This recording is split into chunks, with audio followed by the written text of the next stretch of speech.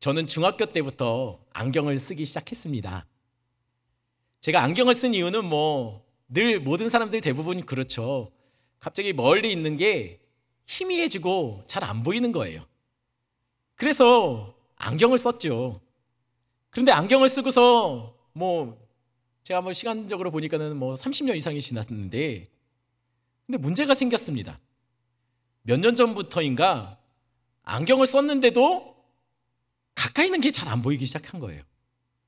예전에는 작은 글씨는 이렇게 가까이 째려보면 다 보였거든요. 근데 어느 순간부터인가 작은 글씨를 이렇게 봐야 되기 시작했습니다. 이게 뭐죠? 그분이 오신 거죠. 여러분들 여기 앉아 계신 분들 중에도 그분 오신 분들 많죠. 그분이 누굽니까? 노안입니다. 노안이 왔습니다. 그러니 이게 대략 난감인 겁니다. 왜냐면 멀리 있는 것은 원래 눈이 나빠서 안 보이고, 가까이 있는 것은 노안이 와서 안 보이고, 그러니 이렇게 안경을 쓰고 다니면서 돋보기와 같이 이렇게 왔다 갔다 하면서 이게 영 불편하지 않습니까? 같이 쓰는 게. 그래서 저 같은 사람들을 위해서 아주 똑똑하신 분들이 만든 것이 있습니다. 그게 뭐냐면 바로 다중초점 렌즈 안경입니다. 다중초점. 우리 사진 그림 한번 볼까요? 이렇게 생긴 거죠. 사실은 요즘은 더 발전해서 저렇게 티가 나지 않습니다. 두 개의 다른 초점을 맞추는, 멀리 있는 것을 잘 보이게 하는 것과 가까이 있을 때 잘 보이게 초점을 바꿔주는 두 개의 렌즈를 붙여놓은 안경이 바로 이 안경이에요. 요즘은 이렇게 표시도 안 나게 아주 여러 가지 각도로 나온다고 하던데, 예전에는 이런 모양이었습니다. 그래서 가까운 곳에 볼 때는 저 밑에 있는 렌즈, 근거리용 렌즈를 통해서 읽어내고, 멀리 있는 것은 원거리를 통해서 볼 수 있는 저 렌즈로 본다는 것이죠. 그런데 왜 갑자기 설교 말씀 속에 왜 상품 설명을 하고 있나, 지금 우리가 홈쇼핑을 보는 것도 아닌데 라는 생각을 할 수도 있습니다. 제가 이 얘기를 하는 이유가요, 우리가 성경을 볼 때도 종종 이런 다중 초점 렌즈가 필요할 때가 있다는 거예요. 성경을 가까이서 봐야 될 때가 있고, 좀 성경을 멀리 두고 볼 때가 있다는 것이죠. 특히 오늘 본문이 그렇습니다. 오늘 본문은 마가복음 13장은 종말의 때에 대해서 설명하고 있는 소묵시라는 그런 별명을 갖고 있는 책입니다. 본문입니다. 즉 오늘 본문은 종말에 대한 이야기를 우리에게 알려주고 있는데, 그런데 왜 종말에 대해서 이야기하면서 제가 좀 성경을 좀 가까이서 볼 필요도 있고 또 멀리서도 봐야 된다라고 이야기하는 것일까? 왜? 그 이유는요, 오늘은 본문의 종말에 대해서 이야기하지만 이 종말이 하나의 종말을 말하는 것이 아니라 뭔가 다른 종말을 두 개를 이렇게 붙여놓은 것 같다는 거예요. 쉽게 말하면 본문은 가까이에 있을 임박한 예루살렘의 멸망이라는 종말을 이야기합니다. 예루살렘의 종말. 또한 이 본문을 자세히 보면 또한 앞으로 먼 미래가 될지 아니면 얼마 안 남았을지 우리는 모르지만 세상 끝의 종말도 이 안에 함께 이야기하고 있다는 거예요. 그러니 본문을 읽어내려면 어떻게 읽어야겠습니까? 가까이 있는 것을 잘 보기 위해서 그 가까이에 맞는 렌즈, 해석적인 렌즈를 봐야 된다는 거예요. 또 성경의 본문을 좀 멀리 떨어져서 잘 볼 수 있게 그렇게 오늘 본문을 읽어내셔야 된다는 것이죠. 이게 뒤바뀌면 안 돼요. 무슨 얘기냐면 예루살렘 멸망을 이야기하는 부분을 가지고 세상 끝에 있을 종말로 해석하면 안 된다는 거예요. 가까이 봐야 될 것과 멀리 봐야 될 것이 있다는 것이죠. 반대로 세상의 종말에 대해서 얼핏 여기서 힌트를 주고 있음에도 불구하고 그걸 갖고 마치 예루살렘의 멸망, 곧 있을 멸망에 대해서 이야기하는 것처럼 해석하면 안 된다는 거예요. 이 혼선 때문에, 이 초점을 다르게 잘못 짚었기 때문에 종종 이 종말론에서 이단들이 많이 나오는 겁니다. 그러니 그때그때 필요한 해석적인 초점을 달리하면서 오늘 본문을 읽으셔야 된다는 거예요. 이 점을 생각하고 본문을 읽으면은요, 하나의 묵시지만 그 안에 두 개의 중요한 메시지가 선명하게 드러나게 될 것이에요. 자, 그러면 오늘 먼저 우리가 할 것은 뭐냐면요, 우리 좀 성경을 좀 가까이 한번 봅시다 라는 거예요. 가까이 임박한 예루살렘의 종말에 대해서 먼저 좀 가까이 있는 것을 좀 잘 볼 수 있는 초점을 두고 한번 오늘 본문을 같이 읽어보자는 겁니다. 오늘 본문은 이렇게 시작됐습니다. 제자들과 예수님이 성전을 나오고 있는데 제자들이 예수님한테 이렇게 물어본 거예요. 예수님. 와, 멋지지 않습니까? 저 돌들 보세요. 와, 대리석. 와, 저 건물 좀 보세요. 성전 건물이 멋지지 않습니까? 여러분, 이 말에 예수님이 어떻게 반응하셨을까요? 예수님 이렇게 말해요. 너희들은 건물을 보니? 너희들은 돌들을 보냐? 잘 기억해. 이 성전의 돌 하나가 돌 위에 놓이지 않게 될 것이다 라고 얘기합니다. 이 말이 뭡니까? 하나의 돌이 다른 돌 위에 놓이지 않을 정도로 성전이 어떻게 된다고요? 완전히 쓸릴 거라는 거예요. 완전히 무너져서 흔적도 없이 성전 터 자체가 확인되지 않을 정도로 그렇게 밀려버릴 거라는 거예요. 여러분, 이 말을 듣고서 제자들이 충격에 빠졌나 봐요. 당황스럽나 봐요. 왜냐하면 아니, 하나님이 계신 곳이 어떻게 무너질 수 있지? 라는 거예요. 그래서 제자들이 고민하다가 예수님께 이렇게 질문합니다. 두 가지를 질문해요. 예수님, 혹시 언제 그 일이 일어날까요? 두 번째 질문이에요. 혹시 그때 어떤 징조가 있을까요? 이 두 가지 질문을 합니다. 이 질문에 대해서 예수님은 언제나 그랬던 것처럼 언제 그 일이 있을지는 얘기하지 않으세요. 여러분, 한국에 100명이 넘는 예수님이 있다던데 그분들 중에 종종 언제 종말이 있을 거라고 얘기하는 사람이 있답니다. 그건 가짜예요. 왜냐하면 성경 어디에도 우리 예수님이 언제 그 일이 있을 거라고 말씀하지 않으세요.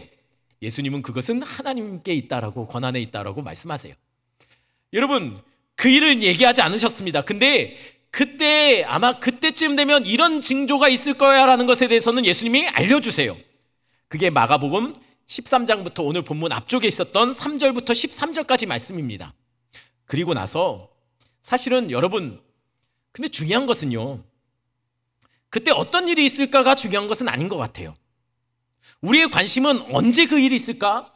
또는 그때 어떤 일이 있을까를 우리는 관심 있어 하지만 사실 진짜 중요한 것은 그게 아닙니다. 그럼 무엇이 중요할까요? 영화 대사처럼 무엇이 중헌디? 예, 무엇이 중요할까요? 뭐가 중요할까요? 중요한 것은요, 그 환난의 때에 그 환난으로부터 구원받는 게 중요한 거 아닙니까? 어떻게 해야 될까? 어떻게 하면 구원받을 수 있을까? 오늘 본문이 예수님이 그 환난의 때에서 구원받기 위해서는 어떻게 해야 되는지에 대해서 설명하는 본문이에요. 그래서 14절 말씀입니다. 14절 말씀 우리 한번 같이 읽겠습니다. 멸망에 가증한 것이 서지 못할 곳에 선 것을 보거든 있는 자는 깨달을진저. 여기까지만 읽겠습니다.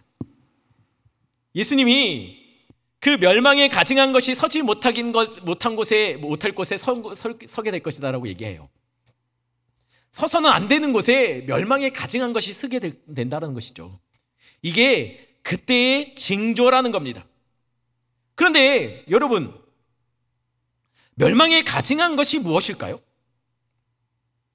도대체 서지 말아야 될 곳에 서 있는 멸망에 가증한 것은 무엇일까요?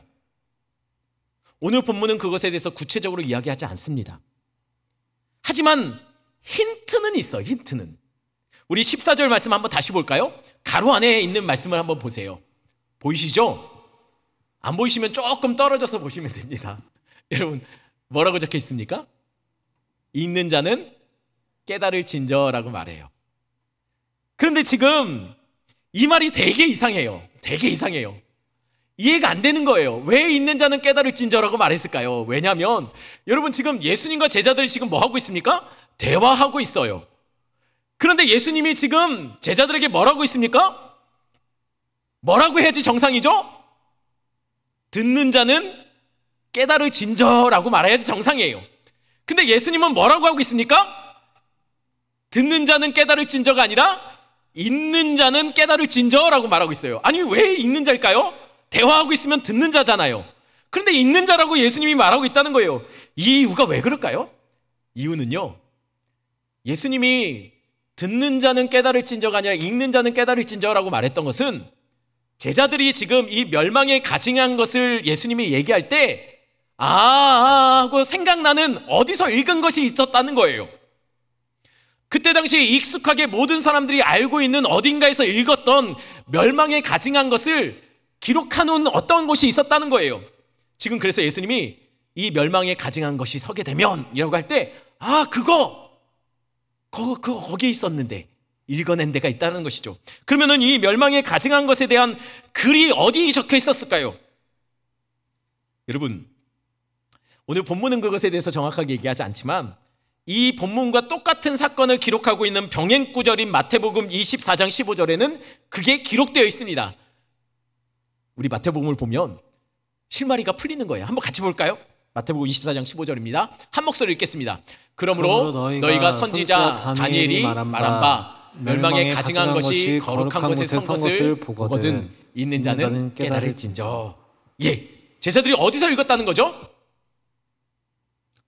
지금 방금 전에 읽는 자는 깨달았을 텐데 어디서 읽었습니까? 다니엘서에서 읽었다는 거예요. 다니엘서에 예수님이 말씀하시는 멸망에 가증한 것에 대한 설명이 있다는 얘기예요. 그러면 다니엘서 어딜까요? 우리 같이 보겠습니다. 다니엘서 11장 31절 제가 읽어드립니다. 군대는 그의 편에 서서 성수 곧 견고한 곳을 더럽히며 매일 드리는 제사를 폐하며 멸망하게 하는 가증한 것을 세울 것이며 라고 말합니다. 다니엘이요, 앞으로 환란이 있을 건데 그 환란에 대해서 예언하면서 그때 일어날 일을 이렇게 설명하고 있는 거예요. 군대가 하나님의 성전에 들어와서 성소를 더럽히고 제사를 무너뜨리고 멸망하게 하는 가증한 것을 그곳에 세우게 될 것이다 라고 예언하고 있다는 것이죠. 그러면 여러분, 이 다니엘이 예언할 때 여러분 이것은요, 이 오늘 본문, 이 예수님이 말씀하시는 이 본문 이 시점을 통해서 보면 이 사건은 앞으로 일어날 사건이 아니라 사실은 다니엘이 말했던 그 환란은 이미 예수님이 말하고 있는 시점에서는 이미 과거에 있었던 사건이었어요. 무슨 얘기냐면 다니엘이 예언했던 이 서지 말아야 될 것이 선 것, 그 사건이, 이 예언했던 사건이 지금 예수님이 말하는 오늘 본문에서 아직 일어나지 않은 사건이 아니라 이미 일어난 사건이었다는 거예요. 언제 일어났을까요? 바로 다니엘이 예언하고 한 400년 정도 흘렀을 때였습니다. 예수님이 태어나기 168년 전 황제 안티오쿠스 에피파네스라는 사람이 예루살렘 성전에 군대를 끌고 들어가요. 그리고 성전 제단에 절대로 세우면 안 되는 것을 세워놨습니다. 그게 뭐였냐면 제우스 제단을 세운 거예요. 이게 기가 막힌 일이 벌어진 거예요. 군대를 끌고 온 것도 사실은 성전은 유대인들만 들어갈 수 있었고 또 유대인들조차도 못 들어가는 성전의 안에 이 공간들이 있었는데 군대를 끌고서 이방인들이 들어가서 지금 그곳에 하나님의 제단 위에 세우면 안 되는 것들, 그게 뭐냐면 바로 제우스 제단을 세운 거예요. 심지어는 그 성전에다가 제우스 제단을 세워놓고 이들이 돼지를 잡아서 거기서 제사를 드린 겁니다. 이게 옆에서 지켜보는 제사장들은 아마 거품 물고 쓰러질 상황이에요. 여기서 끝나지 않았어요. 이 부정한 짐승인 돼지를 잡아서 피를 가지고 하나님의 거룩한 성전에 막 뿌려댄 거예요. 여러분, 이게 단순한 우상숭배가 아닙니다. 지금 이들이 하나님을 욕보이고 있는 거예요. 유다 백성들에게는 이것은 치욕적인 상황이 벌어진 것이죠. 그래서 유대 사람들은, 유대 민족은 이날을 치욕의 날로 기념하며 멸망에 가증한 것이 주의 제단에 세워진 날이라고 그렇게 부르며 기억해 왔다는 거예요. 그러니 오늘 본문보다 이미 200년 전에 이 멸망에 가증한 것이 주의 제단에 세워진 날을 이들은 이미 경험했다는 것이죠. 그렇다면요, 이 사건은 이미 끝난 사건 아닙니까? 이미 200년 전에 있었던 사건이에요. 그런데 예수님은 지금 기억하고 싶지도 않은 이 수치스럽고 치욕적인 사건을 다시 한번 언급하면서 지금 그의 제자들에게 얘기하고 있는 거예요. 아니, 지난 일인데 왜 또 얘기하는 것일까요? 그 이유는 분명합니다. 왜냐하면 이 사건이 과거에 있었지만 또한 앞으로도 똑같은 사건이 일어나게 될 것을 예수님이 예언하고 계시는 거예요. 여러분, 그렇다면 예전 과거에 있었던 그와 똑같은 사건이 또 한 번 일어났을까요? 똑같은 사건이 일어납니다. 오늘 본문으로 시점을 해서 한 40년 뒤에요.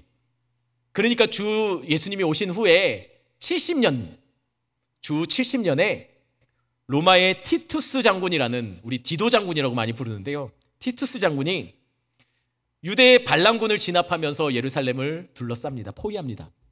그리고 예루살렘을 함락시키고 그들이 군대를 끌고 똑같이 하나님의 성전에 들어가요. 그리고 하나님의 제단에 서면 안 되는 것을, 이 멸망에 가증한 것을 세워놔요. 이게 무엇일까요? 바로 로마 군대의 깃발을 그곳에 세워놓은 겁니다. 에이, 별거 아니네 라고 생각할 수 있을 거예요.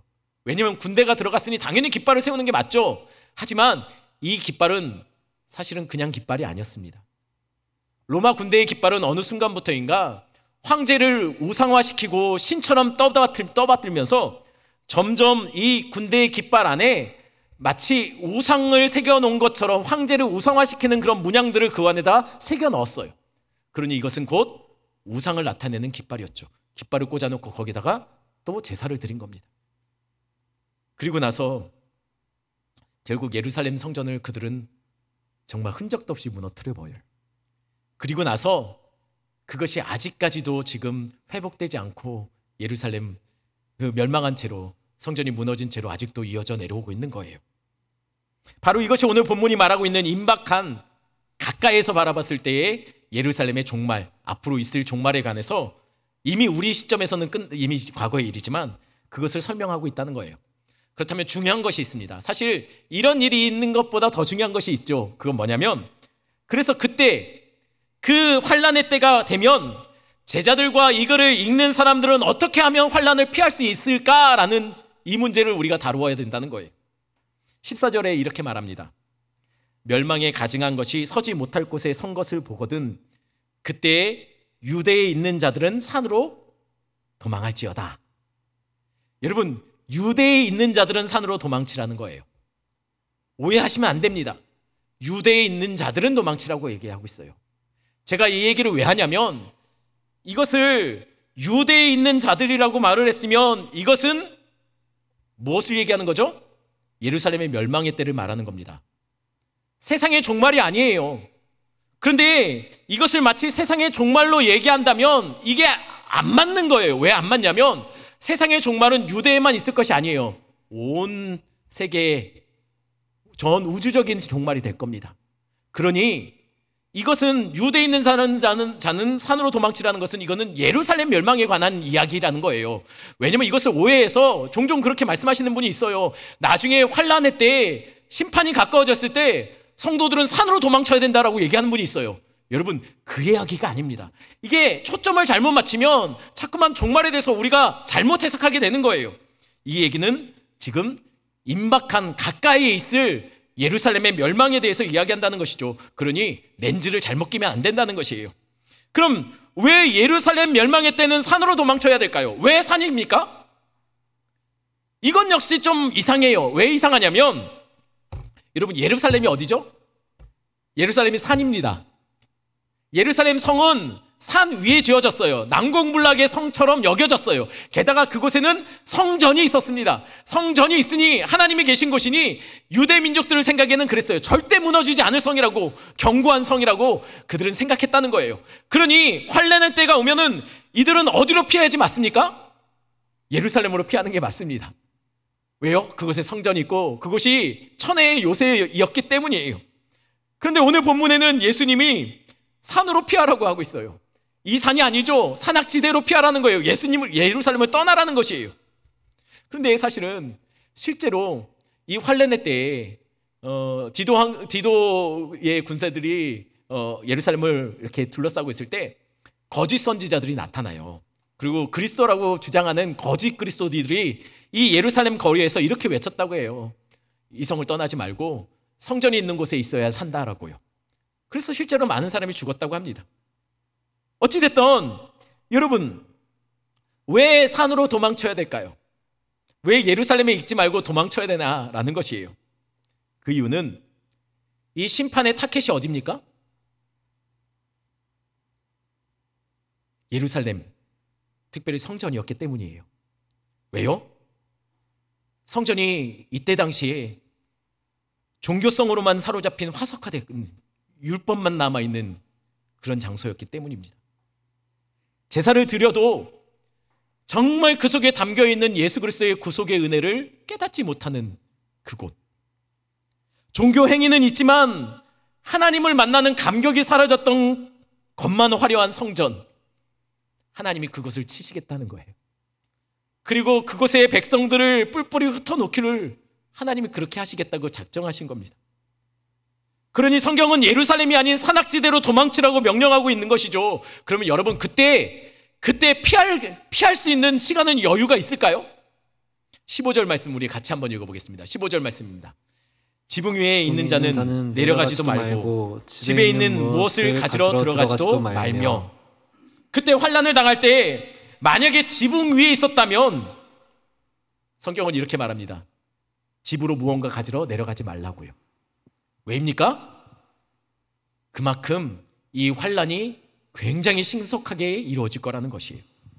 밭에 있다가 이 환난을 경험하게 된다면 옷을 집으러 갈 뒤를 돌아보지 말라는 거예요. 그만큼 급박하게 환난이 임할 것입니다. 마치 소돔과 고모라를 떠나면서 하나님께서 경고하셨던 것처럼, 롯의 아내에 뒤돌아보지 말고 돌이키지 말고 떠나라고 했던 것처럼 그때가 딱 그때와 같다라는 것이에요. 돌이키다 생명을 잃을 수도 있다는 것이죠. 그런데 그럼에도 불구하고 이해가 안 되는 대목이 있어요. 참 해석하기가 어려운 대목이 있습니다. 그건 17절이에요. 17절 말씀 우리 한 목소리 읽겠습니다. 그날에는 아이 벤 자들과 젖먹이는 자들에게 화가 있으리로다. 아니 여러분, 아니 왜 아기 벤 자와 젖먹이는 자에게 화가 있을까요?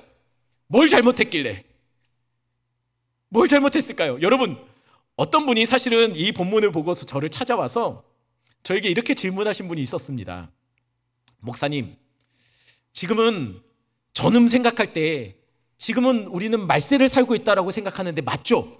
여러분 맞습니까? 지금 말세입니까? 말세 맞습니다.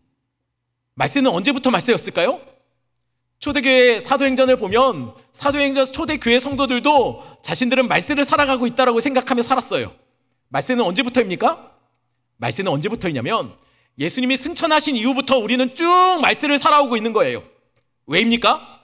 여러분, 성경에 예수님에 대해서, 구원에 대해서 예언했던 모든 것들이 다 성취됐어요. 딱 하나의 예언만 성취되지 않았습니다. 그게 뭡니까? 우리 주님 다시 오신다는 거예요.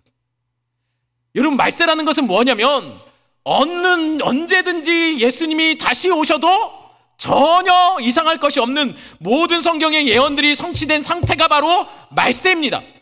그러니 초대교회 성도들도 언제든 주님이 오실 수 있을 거라는 생각을 갖고 살았어요. 왜냐하면 성경의 모든 예언들이 다 완성되었고 오직 하나의 예언, 예수님 다시 오신다는 것만 아직 성취되지 않고 있기 때문에 그들은 말세를 살아간다고 생각했습니다.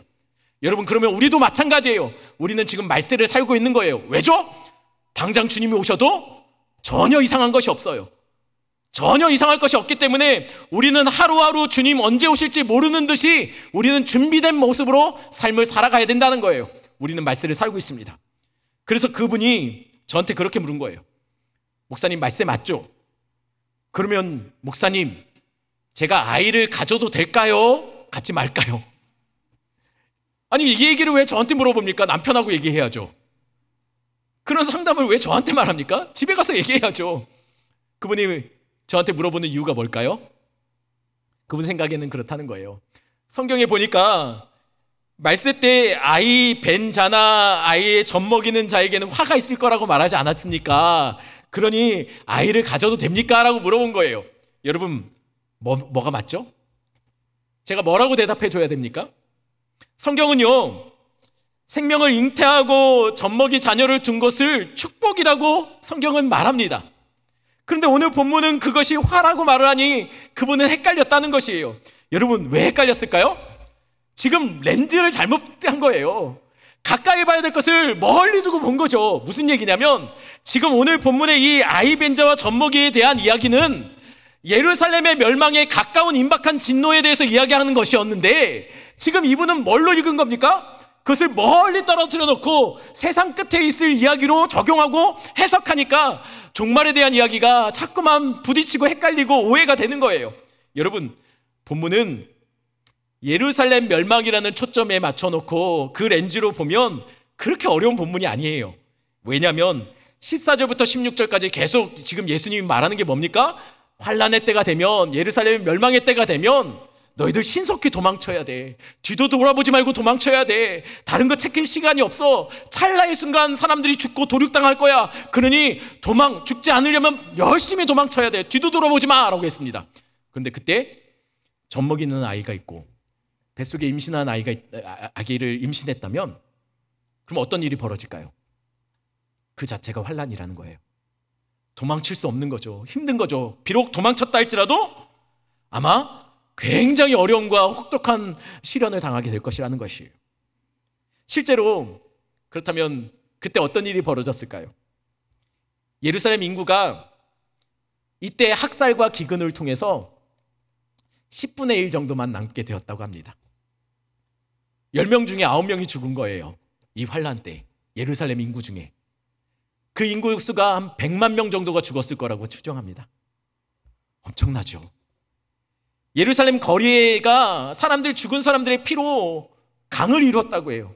사람들의 이 정갱이뼈 이상 무릎 가까이까지도 피가 그렇게 잠길 정도로 어마어마하게 많은 사람들이 죽었다고 하죠. 그래서 18절에는 이렇게 말합니다. 이 일이 겨울에 일어나지 않도록 기도하라. 여러분, 왜 겨울에 일어나지 않도록 기도해야 될까요? 겨울은요, 유대인들에게 양식이 많이 부족한 때가 겨울이었어요. 게다가 겨울에는 유대 지역의 강들이 물이 넘치는 시기였습니다. 수위가 올라가요. 이 얘기가 무슨 얘기입니까? 강이 불면 건널 수가 없게 된다는 거예요. 한마디로 무슨 얘기입니까? 도망치고 싶어도 도망칠 수 없게 갇혀버린다는 거예요. 실제로 역사가 요세푸스라는 사람이 있습니다. 그의 기록에 보면 예루살렘이 이때 당했던 시련의 때에 실제로 난민들 중에, 도망치던 사람들 중에 여리고 성에 숨어 들어가려고 그렇게 도망쳤던 사람이 있대요. 근데 요단강을 건너려고 하니까 물이 불어서 건너지 못해서 결국 추격했던 로마군에 의해서 학살, 묵타 및 사륙당한 그런 기록이 있습니다. 겨울에 그 일이 실제로 벌어졌다는 거예요. 하지만 이 환란의 시기에 사람들을 더 고통스럽게 만드는 사건이 또 벌어졌습니다. 그건 뭐냐면 21절, 22절에 자세히 나오는데 바로 거짓 선지자들과 거짓 그리스도들이 등장했다는 거예요. 이들이 사람을 미혹한 거예요. 역사가 요세푸스 동일하게 그는 이런 기록을 남겼어요. 당시 예루살렘이 공격받게 되자 그때 거리마다 거짓 선지자들이 나타나고 거짓 그리스도들이 나타나서 사람들에게 이렇게 외쳤다는 거예요. 성전 경내로 들어가라고. 성전 경내로 들어가서 구원의 표를 받으라고. 그래야 산다라고 외쳤다는 거예요. 여러분, 성전에 들어가면 안전하다고 외친 겁니다. 이 말에 사람들이 혹했죠. 얼마나 거룩하게 들립니까? 위기 때 하나님께 숨으라고 하니 얼마나 거룩하게 들립니까? 그래서 이 말에 혹해서 그들은 성전으로 피해 들어가고 예루살렘을 빠져나가지 않고 그곳에 머물러 있다. 이 사륙을 경험하게 된 거예요. 마치 성전이 자신을 지켜줄 부적처럼 여긴 것이죠. 오늘 본문은 본문의 때를 기준으로 해서 앞으로 곧 있을 예루살렘 멸망이 얼마나 절망스럽고 급박하게 이루어질지에 대해서 설명해 주는 본문입니다. 그러면 우리가 좀 가까이 성경을 봤는데요, 한번 지금부터는 좀 멀리 한번 보자는 거예요. 해석의 렌즈를 좀 바꾸고 가까이 있는 것에 집중하지 초점을 맞추지 말고 앞으로 우리가 경험할지도 모르는, 우리 자손들이 경험할지도 모르는 이 세상의 끝에 그때에 초점을 맞추고 한번 오늘 본문을 다시 보자는 거예요. 분명 오늘 본문은 예루살렘 멸망이 어떠한지를 설명하고 있습니다. 하지만 동시에 이 예루살렘 멸망을 통해서 이 세상 끝에 멸망이 어떠할 것인지에 대해서 어느 정도 우리에게 설명해 주고 있다는 것이죠. 그러니 동일하게 우리 오늘 본문을 보면서 우리에게도 하는 경고를 우리가 발견해내자는 것이에요. 그게 무엇일까요? 우리가 먼저 기억하시고 확인하실 것이 있습니다. 우리 주님 다시 오실 겁니다. 그때는 세상의 종말이 심판의 날이 될 겁니다. 하지만 믿는 우리에게는 구원의 날이 될 거예요. 이 땅에서 억울하게 살고 속상하고 마음 무너지는 일, 신앙 때문에 많이 경험했지만 그때는 하나님께서 원수 갚아주시는 날, 우리의 아픔들과 우리의 속상함들을 씻어주시는 날, 위로의 날이 될 겁니다. 그리고 그날이 언제일지는 우리는 아무도 모릅니다. 그러니 매일 그날일지도 모른다라는 마음으로 우리는 준비하며 사셔야 된다는 거예요. 그렇다면 성도들은 그날을 어떻게 준비하며 살까요? 그날을 우리가 그날 속에 환난으로부터 구원받기 위해서 성도들은 어떻게 해야 하느냐라는 거예요. 기억하십시오. 첫 번째입니다. 그 환난의 때에 생명을 구할 수 있는 사람은요, 예수 말씀이 들리는 자가 삽니다. 다시 말씀드립니다. 그 환난으로부터 피할 수 있는 사람은 예수 말씀처럼 피한 자들이 삽니다. 말씀이 들려야 살아요. 예수님은 산으로 도망치라고 했습니다. 하지만 거짓 선지자들, 거짓 그리스도들은 예루살렘 성전으로 피해야 산다라고 말했어요. 아마 당시 예루살렘 사람들에게는 그것이 그럴듯하게 들렸을 거예요. 굉장히 거룩하고 신앙적으로 들렸을 거예요. 위기 때 성전 안에 피하자라고 했으면 그들은 그들의 말이 정말 진리처럼 들렸을 겁니다. 여러분, 제가 말씀드렸던 것처럼 지금도 수많은 거짓 메시지들이 이 땅을 사로잡고 있죠. 100명이 넘는 자칭 예수들이 이 땅에서 걸어다니고 있다는 거예요. 이 밖에도 여러분 전혀 말씀으로부터 많이 벗어난 많은 그런 메시지의 홍수들에 우리는 살고 있다는 거예요. 그런데 들리기에는요, 그것이 진리처럼 들려요. 또한 이들이 이적과 특별한 기적과 같은 일들, 신비한 일들을 행하면 혹하죠. 그러면 우리는 그 속에서 어떻게 진짜 예수님의 말씀을 구별해낼 수 있을까요? 이 예수님의 말씀을 들어야 우리가 사는데, 가짜에 속으면 안 되는데 어떻게 하면 우리는 진짜로 받아들일 수 있냐는 것이에요. 간단합니다. 우리 주님, 우리 하나님, 우리에게 헷갈리게 애매하게 알려주지 않았어요. 명확합니다. 그게 뭡니까? 성경이에요. 성경에 명확하게 말하고 있어요. 성경에서 말하지 않는 것들은 가짜인 거예요. 성경이 분명히 말하고 있다는 거예요. 그러니 여러분, 성도의 삶은 성경이 만들어가는 삶입니다. 여러분, 교회가 세상에 물들거나 세상을 따라가면 교회는 그때 죽어요. 기억하십시오. 성도는 말씀 따라가야 삽니다. 교회와 성도가 물질 숭배에 빠져서 만몬 사상에 뿌리 깊게 내리고 있는 기복신앙을 따라간다면, 우리 주님을 진리처럼 섬기게 된다면, 여러분, 그것은 멸망에 가증한 것이 서지 말아야 될 성도의 마음, 교회에 세워져 있는 겁니다. 여러분, 그때 조심하셔야 된다는 거예요. 자칭 선지자라고 부르고 자칭 사도라고 부르는 자들이 마치 니무롯처럼 사람들의 마음을 휘두르고 이 신사도주의처럼 예수 핏값으로 세운 주의 교회를 흔들어댄다라면, 여러분 기억하십시오. 그건 역시 멸망에 가증한 것이 서지 못할 곳에 서 있는 것입니다.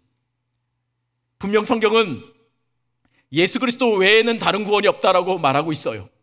우리 주님은 예수 그리스도 외에는 다른 구원을 받을 만한 이름을 이 땅에서 우리에게 주신 적이 없다라고 분명히 선포하고 있습니다. 그런데 어떤 강단에서는요, 다른 종교에서도 선한 양심을 갖고 착하게 살면 그러면 그곳에서도 구원이 있을 거다라고 얘기하는 데가 있어요. 대표적으로 캐톨릭이 그렇습니다. 선한 양심을 가지고 착하게 살면 하나님은 절대 그런 사람을 심판하지 않을 거라고 그렇게 주장해요. 여러분, 맞습니까? 성경이 그렇게 얘기하지 않아요. 성경은 분명히 얘기합니다. 예수 복음 외에 다른 구원 없다라고 성경은 말하고 있어요. 그런데 자꾸만 그거 아니라고 말한다면, 성경이 말하지 않는 것을 얘기한다면, 그것은 멸망에 가증한 것이 서지 말아야 될 곳에 서 있는 겁니다. 성경은 오직 예수 그리스도의 십자가와 부활만 이야기합니다. 그러니 예수 외에는 다른 구원의 길이 없는 거예요. 만약에 다른 구원의 길이 있다면, 다른 길로도 구원을 받을 수 있다면, 여러분, 우리 하나님 절대로 그 사랑하는 아들 십자가에 찢어 죽이지 않으셨을 거예요. 자기 아들을 그렇게 죽이실 때는 다른 방법이 있다면 저 같아도 내 아들을 죽이지 않을 겁니다. 왜요? 다른 길이 있으니까요.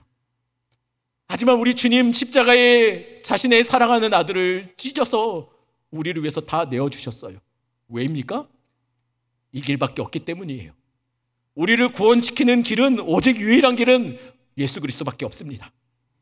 여러분, 그래서 이것 외에 다른 구원의 길을 얘기하면 멸망에 가증한 것이 서지 말아야 될 곳에 서 있는 겁니다. 성경은 분명 동성애를 죄라고 말합니다. 그렇다면 성경은 분명히 동성애는 죄인 것이 맞습니다. 그런데 인권이라는 이름으로 또는 젠더 신학이라는 괴물 같은 이론을 만들어서 말씀이 말하는 것을 자꾸만 좌로나 우로나 치우치게 해서 그것이 죄가 아니라고 말을 한다면 역시 멸망에 가증한 것이 서지 말아야 될 것에 서 있는 겁니다. 여러분, 동성애를 하고 동성애에 빠져 있는 사람들의 영혼은 우리가 품어야 되는 영혼입니다. 오해하지 마십시오. 그들의 행위를 품고 용납하자는 얘기가 아닙니다. 하나님은 그들도 회개하고 돌아와 구원받기를 원하실 겁니다. 그러니 우리가 도와줘야 돼요. 하지만 그렇다고 해서 그들의 행위가 죄 없다라고 말하거나 그들의 행위까지 인정하는 것은 여러분, 성경에서 말하는 것이 아닙니다. 그들이 그곳에서 벗어날 수 있도록 도와주어야 된다는 것이에요. 성경이 말하지 않는 것, 교회는 말씀이 기준이 되어야 합니다. 성경이 말하지 않는 내 생각, 내 판단, 다른 철학, 사상, 이론 등으로 말씀을 휘두르면 안 된다는 거예요. 두 번째로, 돌아보지 않는 자가 그 환난에서 삽니다. 다시 말씀드립니다. 그 환난의 때에 우리의 눈을 다른 곳에 돌리지 않는, 돌아보지 않는 자가 그때 구원받습니다. 롯의 아내가 소돔과 함께 멸망받았던 이유, 그는 돌아봤기 때문이에요. 그가 왜 돌아봤을까요? 소돔이 너무 좋아서 돌아봤습니다. 소돔에 두고 온 것들이 너무 좋아서, 소돔의 마음 빼앗겨서 그는 소돔을 사랑했기 때문에 돌아본 겁니다. 롯의 아내는 소돔에서 외국인도 나그네도 아니었어요. 그는 소돔 사람이 되어버린 거예요. 누가 환난의 때에 구원을 받을 수 있을까요? 이 땅에서 나그네처럼 외국인처럼 살았던 자들이 구원받습니다. 이 땅에 뿌리 내리지 않고 천국을 본향 삼아 살아갔던 자들이 그때 구원받습니다. 이 땅에 소망 두지 않고 하늘에 내 소망을 두며 살아갔던 자들, 그들이 돌아보지 않고 살 수 있는 겁니다. 이 땅에 튜닝되지 않은 자들, 이 땅에서 하늘 백성으로 살았던 자들, 그들이 세상과 함께 멸망받지 않고 영생을 얻게 될 겁니다. 이 땅을 살면서 억울해도, 손해봐도, 수치를 당해도, 세상이 하나님은 없다라고 말하는 이 땅의 악한 문화들 속에서, 하나님을 만홀히 여기는 이 땅의 문화 속에서도 그럼에도 불구하고 하나님 살아계시고 우리 주님 다시 오신다라고 외치며 그거 붙잡고 살아가는 자들, 그 자들이 환난의 때에 구원을 받습니다. 이 땅에 살아도 이 땅에 마음 주지 않는 자들, 그들이 결국 구원을 받게 될 겁니다. 바로 우리가 결국 구원을 받게 된다는 것이에요. 마지막 때의 싸움은 진리 싸움이 될 겁니다. 말씀 따라가시는 우리 성도들 되기를 축원합니다. 종교적인 열심을 쌓아가는 자들이 아니라 신앙의 연수가 깊어지면 깊어질수록 우리의 교회에서 살았던 날수가 늘어가는 자들이 아니라 신앙이 자라나고 신앙의 연수가 쌓이면 쌓일수록 내가 이전보다 주님을 더 사랑합니다라는 이 고백이 쌓여가는 우리 성도들, 우리 주님을 더 깊이 사랑하는 자들, 그런 자들이 되는 우리 성도들 되어가길 축원합니다. 예배에 출석만 하는 자들이 아니라 예배자로 주님께 마음 송두리째 빼앗겨 예배 때마다 그냥 자리 지키는 자가 아니라 예배 때마다 말로 다 할 수 없는 하나님의 그 은혜와 하나님 만져주심을 경험하는 예수쟁이들,